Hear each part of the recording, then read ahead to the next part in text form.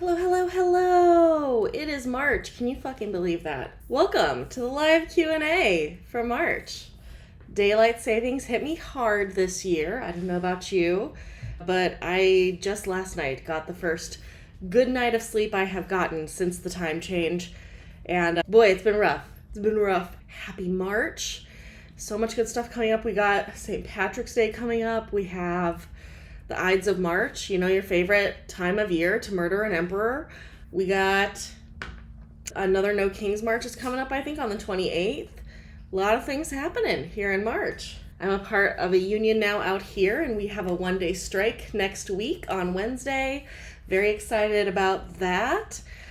But yeah, it's spring. We got the equinox in a week. I'm excited. Let's get going. I'm excited to have the sun again. As much as I hate the time change, I'm one of those people who genuinely deeply believes that daylight savings is horrendous and we should abolish it. And we should do what so many places have done, which is like you spring forward one year and then you just never go back. Because then you have like plenty of sun in the evenings. Yeah. Fun times. Fun times. Okay. So let's get going then. We'll do our first question. First question this month. I've seen a lot of posts about reclaiming language lately. What are your thoughts on communities using language that others shouldn't? Is it ethical? Okay, so I'm guessing this is about reclaiming like slurs and derogatory terms. And I think that the question, is it ethical, is such a strange question to me because ethical in what way, to whom, and why? I think that reclaiming language can only be done by people against whom that language is used. So, for instance, dyke, right? If you are not a lesbian, if you are not WLW or something in that community, you probably shouldn't use the word dyke unless like you are a part of that community because it is something that has harmed that community. But if somebody as part of that community wants to use that word and they find power in reclaiming that slur, then like good for them. A lot of us in non-monogamy communities reclaim the word slut. Slut is a word that has been used for many, many, many years to insult and attempt to deride people who have more than one sexual partner, who like to have sex with lots of people. And if you want to reclaim slut because you are a slutty person, awesome, go for it. I think that this question of like, is it ethical to reclaim language is like, yes, if you are, as a person reclaiming it, a part of the community targeted by that language, then like, yeah, it's totally ethical. I think what I see a lot of people getting upset by is like, well, why do you get to use it and I don't? And this comes up a lot, especially around like the N-word, the R slur, faggot, a lot of times, right? That people who are not a part of this community want to be able to use that word so badly. And my question is why? If it is not a word about you, and you know it is a word that has caused damage and harm, why do you want to use it? What is that about? That's the ethics I would question. If you are not someone to whom that label has been applied, why would you want to use it? Right? In what way is that helpful? In what way is that not just you using a slur, right? Like how is that different than you just using a slur? I think that like reclaiming language is something that needs to be done person by person. So like I very much identify with the term queer, and there are a lot of people who in the LGBTQ community, particularly younger folks, who feel uncomfortable with the word queer. So if you don't want to use it for you, that's fine. And you don't get to tell me that I can't reclaim it, that I can't use it for me. A lot of people, I think, when they're talking about these kinds of terms, they talk about the discomfort they feel as a member of the community hearing someone else from their community use it. And to that, I would say that that's your discomfort, right? Like you get to feel uncomfortable. You get to dislike it. You get to decide that that's not a term you want to use. You can decide that you don't want to be close with people who reclaim those terms. And just because you are a part of an oppressed community does not mean that you get to determine the right way to wrestle with and fight back against that oppression. When you are reclaiming a word, you are fighting oppression in a way that is about taking their tools, taking their weapons, and making them something that is no longer a weapon, right? If people call me a dyke because I look queer and they assume I'm a woman, And I'm like, sure, if that's what you want to call me, that's fine. That's no longer a weapon they can use against me. For some people, they don't want to do that. They will never feel comfortable with that word. That is fine. But my ability to defang that tool does not mean I'm making it worse for you, right? So much of the way that people use these slurs is to get an effect out of the person against whom they are using it. And if they do not get that effect from enough people, it stops being an effective slur. So I think that part of this is about a few different levels of discomfort that happen. The discomfort of the people within the community who have varying ideas about slurs and are wrestling within the community about how to address oppression in a language type way. And there's also the layer of discomfort and conflict around those within the community and those without, about like who gets to use those terms and why. I do think that if you are reclaiming a word, if you're reclaiming a slur, if you're reclaiming damaging language, you do need to be aware of like how you are using it and why, and be mindful of the ways that you are impacting others who that term is applied to. So I love calling myself queer. If I was at a party where everybody was like, that actually makes me super, super uncomfortable, I might say something like, okay, I still am going to use this to identify for me, but I can try not to use that word as much when I'm around you. Because I don't want to cause harm to those in my community, and I don't want to have to stop using a term that for me is powerful. So I think that when we talk about reclaiming language, it is very messy. It is very nuanced. It is very much about the ways in which different members of oppressed communities grapple with and fight against oppression. And I think these conversations are ones that are best held within the community. And so if you're someone outside of a community and you have opinions about whether or not they should reclaim a slur, keep those to yourself, right? Like, those are not opinions you need to share.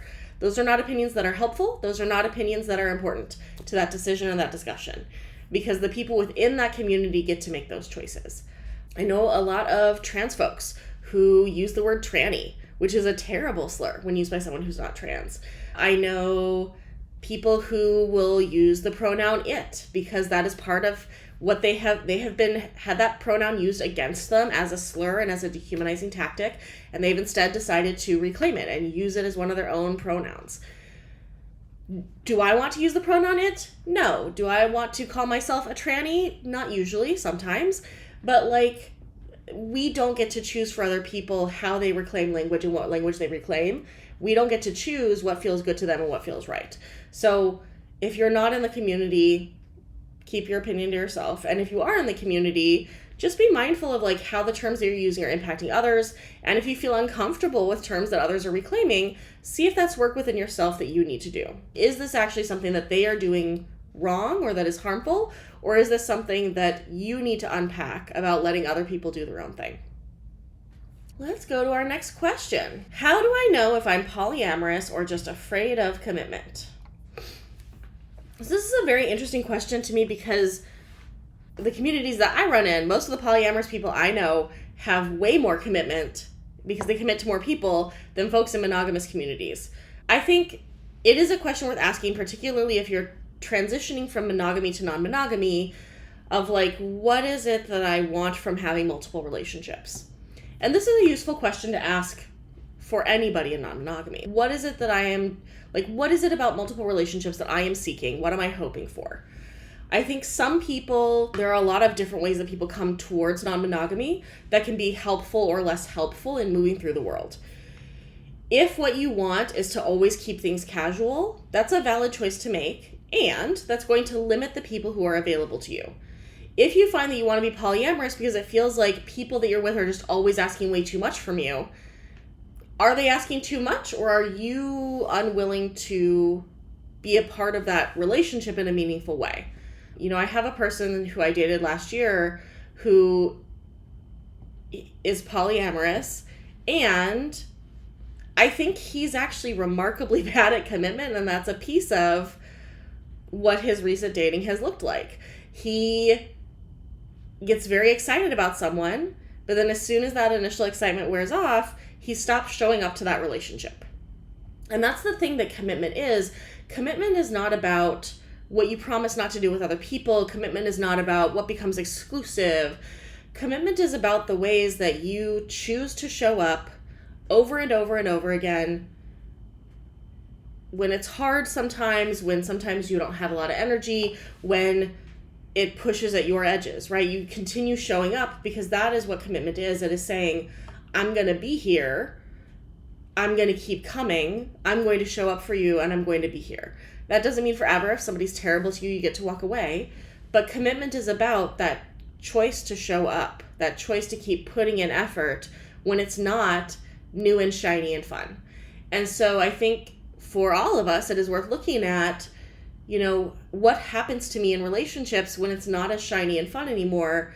Am I losing interest all the time? And if so, it's worth looking at, do I need to do something about that, right? Am I not putting enough effort into the ongoing maintenance of my relationships once I start them? I think too, people come into polyamory sometimes with a Pokemon or a collector model of I'm going to have one partner who likes to watch anime with me, and I'm going to have one partner who likes to go dancing, and one partner who likes to blank. And that's not necessarily bad, but it can become a problem if you are no longer viewing and respecting people as their own independent people. I think that it can become a really big problem because then you kind of are looking for are you into anime? No? Well, I don't have spots for anyone who's not an anime person right now. Right? So I think it's about are you still viewing people as whole people? Are you still giving them a chance to show up as whole people? I think if you're afraid of commitment, the best way to know if that's part of what's going on for you is to kind of look back through your relationships and see when I keep wanting to get out of these relationships, is it because I just don't want to keep putting effort into this thing? Is it because I found someone else who's really cute and I'm into them and I can't be with them unless I break up with this person, right? If it's that you're still into this person, you're still putting effort into this person and you want to add someone else, cool. If it's that you're this is kind of boring now, let me find somebody else, that's worth looking at. I think a lot of us have seen Ned Fulmer's dating profile that he leaked. He says it was doxed, and I have not been able to find anywhere on the internet that his profile was posted before he posted it. I have not found it. I have looked very hard. I have tried many ways to try to find it and search it, that somebody else had posted his dating profile before he did, and I can't find it. So I don't know where he's saying it was doxed, but I don't see any evidence of it. But his dating profile from Field, which is an app for kinky and non-monogamous people, described himself as a dom-leaning switch looking for a bratty sub, and described him as polyamorous. I don't think Ned Fulmer can do polyamory because he's bad at commitment and he's bad at relationships. And I think that he's the kind of person who is selfish and entitled and therefore bad at commitment, and is hoping that polyamory will make it easier for him because he can just go after whatever shiny he wants. And technically that's true, but that's not really how polyamory works, right? You can't just stop paying attention to your old relationships because there's a fun new shiny. That's not polyamory. That's being a dick. So yeah, I think look at what is it that do you continue putting effort into your relationships when you start a new one? Do you get this feeling of oh, this person wants way too much from me all the time? Because is it true that everybody wants too much from you? Or are you trying to not give enough to people, right? Just things to look at and to pay attention to. And I think, if you have any exes that you're friendly with or close with, ask them. They can tell you. They can tell you if they feel this was you just genuinely being someone who wants multiple partners, or if you were just kind of pushing them away because it got too real. So, next question. This will be both a quick and long answer, I'm sure. Is jealousy in a relationship always a bad thing? No. Jealousy is a normal human emotion. I think that there is a way in non-monogamous communities that we pathologize jealousy, and it's a flip side pathologization that applies in monogamy communities, right? In monogamy communities, jealousy means that you care a lot, and so if you care a lot, you're going to feel jealous, so you could never let your partner be with other people, which is weird. And it's a feeling you're always going to feel no matter what. And like, yes, it's a normal human emotion. That doesn't mean we can't cope with it or like move through it. I think in non-monogamy communities, there's a lot of like, oh, you feel jealous? Why do you feel jealous? And I think it's less so these days than it was like a decade ago. But jealousy is a normal emotion to feel. Would it be great if we were always 100% happy all the time about what our partners are doing with other people? Sure, that would be great. And that's not real life. That's not how real people work. That's not how real life works. And so when we are having multiple relationships, there is a significant likelihood that at some point we are going to feel jealous about what our partner is doing, or that our partner is going to feel jealous about what we're doing. That is not necessarily a bad thing. Emotions, I don't think, are ever bad. They give us information. So if you are noticing jealousy come up, it's a great opportunity for you to check in with yourself and say, what is this jealousy about? Is this jealousy about an insecurity I have about myself? Is it about a way in which I don't feel secure in this relationship? Is it about a fear that's coming up for me? Is it about a thing that I want that I've been asking for but haven't been getting that my partner is now giving to somebody else? Right? Like, what is it that is driving this jealousy? And I think that's where the really good stuff comes from. When we can notice that we're having this challenging feeling, and instead of trying to like get rid of it or run away from it or pretend it doesn't exist or just let it ruin our lives, we sit with it and we ask, what is it that you need? What is it that you're asking for? What are you trying to tell me? What is the information here that I need so that we can move forward? And I think that when you do that, it gives you a really good opportunity to figure out, is there something in this relationship that needs fine-tuning? Is there something that you need to work on personally? Is it both? Is this just that your initial reaction tends to be jealousy, but once it settles for a minute, you're fine? Get to know yourself around this. Get to know for you what this emotion is, where it comes from, why you have it, and then it can be a friend to you. For me, I am generally not a particularly jealous person unless I feel very unstable in a relationship. If I feel like I'm getting mixed messages from someone, if I feel like I don't know where I stand with them, that's when I start to feel a lot of jealousy and insecurity about what they do with other people. And so for me, I know now that if I'm starting to have those feelings, that's a sign that something is going wrong in my relationship with that person that we need to address together. I need to see, is this something where like I'm just being hypersensitive to things that aren't actually a big deal, or is this that they are not showing up in a way that is reliable? It is important for us to listen to these emotions. I think our mainstream culture does not teach us how to cope with our emotions, how to deal with our emotions, how to learn from our emotions. Mainstream culture says you should feel happy all the time. Anytime you don't feel happy, that's a bad thing and you should fix it as soon as possible. Or pretend you're not doing it. And if you're a dude, you only get to feel happy, angry, or turned on. Those are the only emotions you get. If you're a girl, you get to feel happy and sad, and you get to want relationships. You don't get to want sex. There's all of these scripts we have about the emotional experience we have, the ways that we interact with others that are remarkably limiting and impair our ability to fully experience and understand what our emotions are telling us. So this is an important point for everybody to pay attention to, that when you are having an emotion that is uncomfortable, that is challenging, that's a great opportunity for you to figure out what that emotion is. Where is it coming from? What is it telling you? Because our emotions will give us amazing information if we let them. But we have to be willing to listen and not just try to get rid of them as soon as possible. Okay. Take a sip of water. Okay. Next question. How do you spot love bombing early? So love bombing is a term for something that often happens in cycles of abuse, where a person early in a relationship will be like over the top lovey-dovey with someone to like build up a lot of connection and commitment and expectation, so that then when they are mean to someone or abusive or terrible to someone, that person is less likely to leave because they remember this very amazingly good stage. So I think when we're looking at spotting love bombing early on, it's important for us to look at like our body's reaction to things that are happening. a lot of us, when we are experiencing love bombing, it'll feel really nice, but it'll also feel off. And we'll often find ourselves saying, he's being really nice. Like, you should appreciate this. Why does this feel weird? If you feel confused about what you're feeling, if something feels really good, but you also feel really weird about it, like it makes you feel like something's kind of off, something is weird, pay attention to that feeling. Those feelings a lot of times are your gut trying to tell you something that your intellectual mind is having trouble seeing.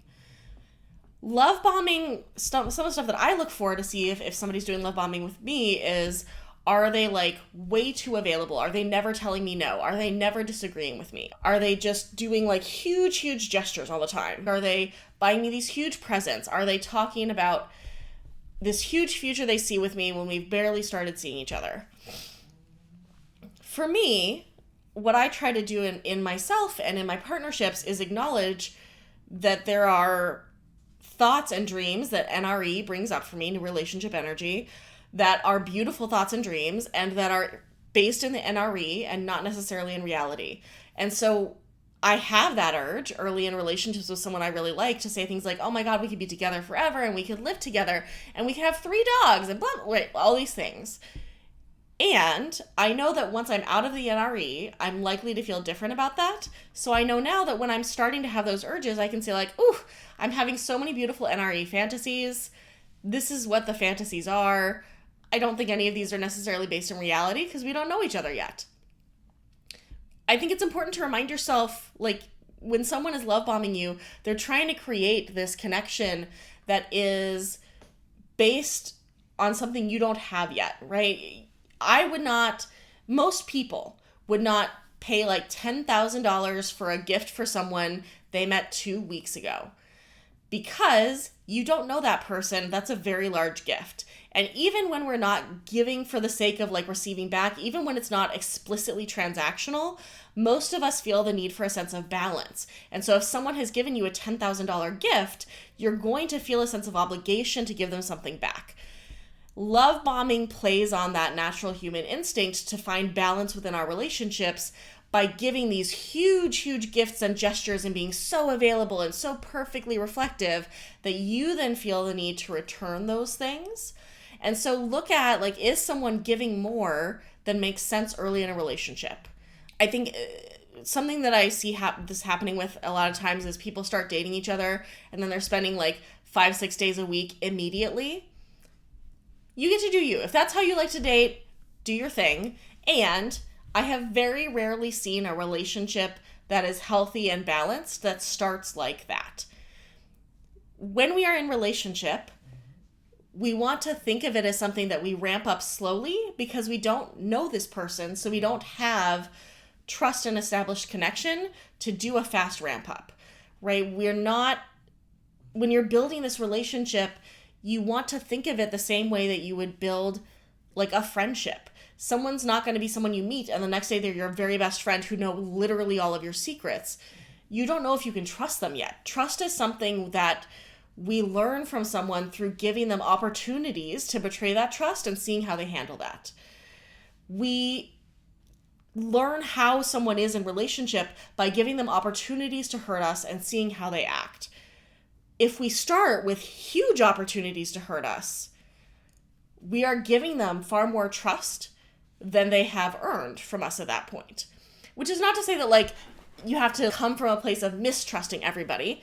One of the things that I really appreciated from cognitive processing therapy, which is a manualized treatment for PTSD, was their explanation of what trust looks like, which is trust is a series of intersecting axes, right? About different kinds of trust we can have with a person. And when we meet someone, they start at 0 on all those axes. And as we get information, they move up or down into positive or negative ranges. When you are starting to date someone, you're at 0. That doesn't mean it's bad. That doesn't mean you actively mistrust them. It means that you don't have enough information. And so trying to wrap things up really fast is your commitment and relational interactions outpacing the information and the trust that you have built. And that is not always bad. It does not always go badly. It is more likely to go badly than a more moderately paced ramp up of a relationship. So when someone is doing something that's like ramping that relationship really fast, it's worth looking at, do we need to pump some brakes here? Like, is this a realistic pace given what I actually know about this person? A lot of people think that they know someone very well within knowing them a fairly short amount of time. And I wish that that could be true. And sometimes it is true. Some of us are more perceptive. We are able to read people fairly well. And my literal job is reading people and figuring out what's going on with them. And I am wrong. That happens, right? I have years and years of training, years and years of experience, and still, you are wrong sometimes. There is nobody who's going to know perfectly about someone right away or very quickly. It takes time because it is much easier to maintain a facade and maintain a persona for a couple months, for 6 months, than it is for 2 years. When people ramp up their relationships super fast, the love bombing, what it does is it moves you into a space of greater obligation and commitment before you understand who that person is and have the information you need to make that decision in an informed way. So in general, I would tell people, like, if you've been with someone less than 6 months to 2 years, you don't know them. You might know some things about them. You might be getting to know them, but you don't know them. You don't really know someone until it's been a while. So if someone is giving you huge gifts, if they are saying all of these very sweet things, if they're asking for a huge level of commitment really quickly, just slow it down. Pay attention and ask yourself, do I know enough about this person? Do I know enough about us together for me to feel good making these choices? Am I feeling a sense of obligation to them now that they've done these things? Pay attention to those feelings and listen to those. All right, Jonathan, I encourage gifts of baked goods, but probably not 10K's worth. Yeah, here's the thing. Gifts are fine. And is it an appropriate gift for the level of relationship, right? Like, if I'm on a first date with someone and they take me out to dinner and it's a dinner that costs like $100, that's a little spendy, but that's understandable. If I'm on a first date with someone and they take me to a Michelin star restaurant and we do wine pairings and the dinner's going to be like $500, that's a lot for a first date. That is something that makes me feel uncomfortable because I'm wondering, like, what is it that they expect from that? Now, if there's someone who's got a ton of money and they have no money worries at all and they just want to spend some money on me, I'm fine. I'm happy to accept that. But I'm also going to set very clear expectations with them and say, like, okay, you're saying you want to treat me to dinner at this restaurant. I looked up the prices. It's pretty spendy. Can we just clarify, like, if there's any expectation related to you paying for that dinner? Because I'm happy to cover my share. I just want us to be clear on, if you are covering this dinner, are you expecting something to happen as a result of it? And if someone is in love bombing and you ask them what they expect back, a lot of times they'll get offended. And that's a really good indicator that, like, maybe this person is doing it for a bad reason. If I was trying to offer someone something that's like a really nice gift, they're like, I just want to check, are you expecting anything back from this? I wouldn't get offended. I would say, like, that's a super reasonable question. I'm not. Are there fears that you have in particular that I can give you reassurance around? But if I was trying to, like, hook someone in through love bombing, I'd be like, why would you say that about me? I am not that kind of person. I would never, ever expect something, right? The more upset someone gets about you asking a question about why they're doing these big things, the more likely it is it's probably love bombing or coming from a bad place. So I think in general, if you want to spot love bombing, pay attention to yourself. Are you feeling uncomfortable with what people are doing or saying? Does it feel like it's out of pace for how well you know this person and how much you've actually been able to spend time with them? And, like, how do they take questions? If you ask them about it, are they able to have that conversation, or does it get super weird? Allie's here. Everyone, welcome Allie, my amazing assistant. If you didn't see the post, Allie is an amazing virtual assistant. I've been working with her for years. She makes my life bearable in ways that it would not otherwise be. She makes sure that my business does not fall apart. And if you need a virtual assistant, you should hire her. She is great. She's amazing. So please reach out to her about getting some assistant work if you need it. All right, so regardless of how wealthy someone is, extravagant gifts has huge potential to complicate things. Absolutely. It creates an imbalance, right? And there is no relationship that's going to be 100% balanced. So it's not about trying to find 100% balance, but it's about figuring out, like, how does balance work here? If this person is giving me the extravagant gifts, what is the balance they are expecting from it? What is the balance I feel obligated to offer? So it's important. It's important that you pay attention to, like, is this creating an imbalance, and what does that imbalance look like? All right, Allie, about to start a new meta, nervous about it. I'm here to support you. You are going to do great. And if you don't, I'm here and we can chat about it. And I'm happy to help you out. And again, hire Allie. She's amazing. She does such good work. She makes life so much better. She's very reasonable in terms of her rates and just awesome to work with. Cannot recommend her enough. If you're thinking of hiring AI, what's wrong with you? What is wrong with you? What are you doing? Hire a person. Okay. Let me see. Let me do one more today. I'm torn between two of them. Let's do, is there a healthy way to stay friends with an ex? Yes, there are plenty of healthy ways to stay friends with an ex. I think the challenge of staying friends with an ex is figuring out, are both of you able to de-escalate your feelings and your expectations to a point where friendship is possible? That often means taking some time between the breakup and the friendship in order to make that transition, because, so for me, I'll talk about for me. I am friends with many of my exes. And if I'm going to be friends with an ex and we were particularly close in terms of our romantic relationship, I usually need at least a month of time of us not really talking to de-escalate those feelings so that I can then show up in friendship with them. Because if I try to push it earlier, the pieces of me that are connected to them in a romantic and sexual way have difficulty adjusting those expectations, and it tends to just like twist the knife in the wound over and over again.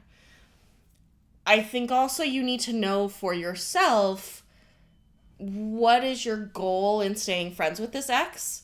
I see some people stay friends with an ex in the hope that that ex will change their mind.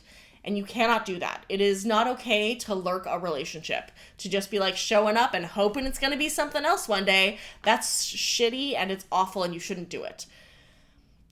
If you genuinely want to only be friends with this person and you are happy if it never changes, that is when you can be friends. And if you are trying to be friends with someone and you notice yourself still hoping it's going to change, you are not ready to be friends with them. This is one of the areas where it's super important that you are paying attention to, what is the relationship I can have with this person based on the reality of where we are and what they want and what's available.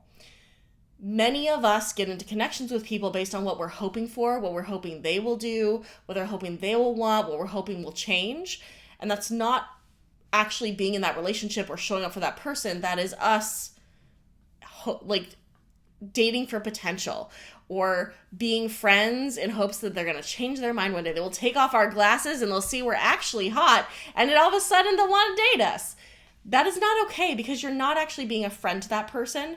You are waiting for your turn.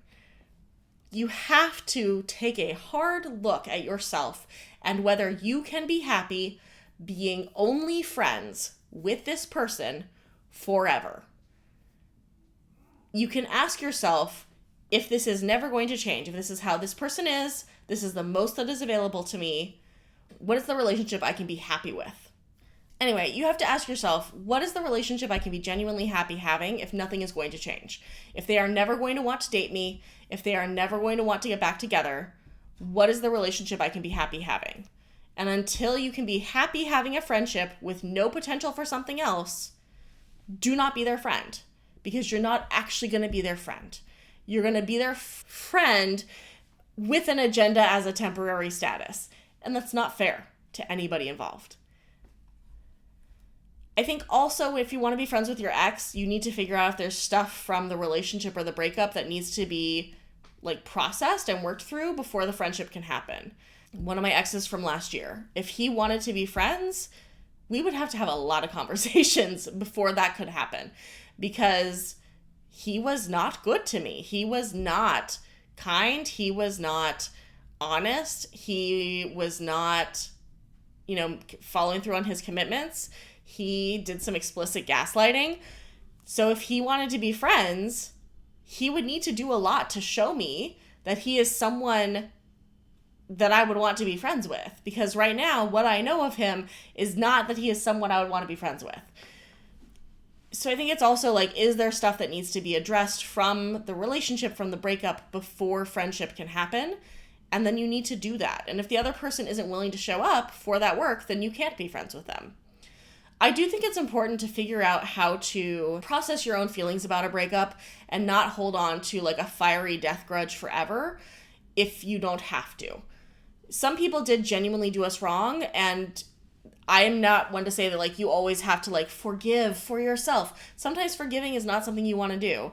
And if a fiery death grudge is taking up a lot of your emotional energy or your mental energy or your bandwidth, it's worth looking at whether that's worth it. Like, what are you ever going to get from that? And asking yourself, like, do I need to do something about this? Or do I need to like let go of the energy I'm putting into it? That doesn't mean you have to forgive them. You can still... My ex-husband is a piece of shit. He was terrible to me. He was terrible to most of his partners. He is a horrible human being. And most of the time, I don't ever think about him. Because why would I? I don't need to focus on how much like all the horrible things he did to me, all of the horrible things that I had to endure in order for me to move forward. He did those horrible things. That's who he is. I don't forgive him for doing those things. And I don't need to think about them all the time. They don't need to be mine to carry. The things that he did are not forgiven, and I don't need to pay attention to them every day. I don't need to think about them. I don't need to reach out to people who know him and tell them how terrible he was.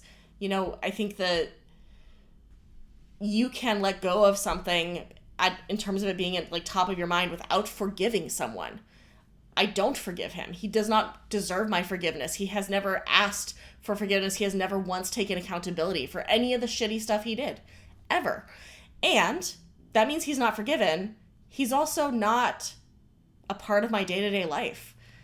When I talk about toxic relationships, I talk about him pretty often because he's a stellar example of a toxic relationship, but most of my life has nothing to do with him. He's not present in it, in my mind, in my heart at all. He's not something I need to think about, and I don't need to hunt him down and ruin him. Is it appealing sometimes to think about telling everybody about what he did?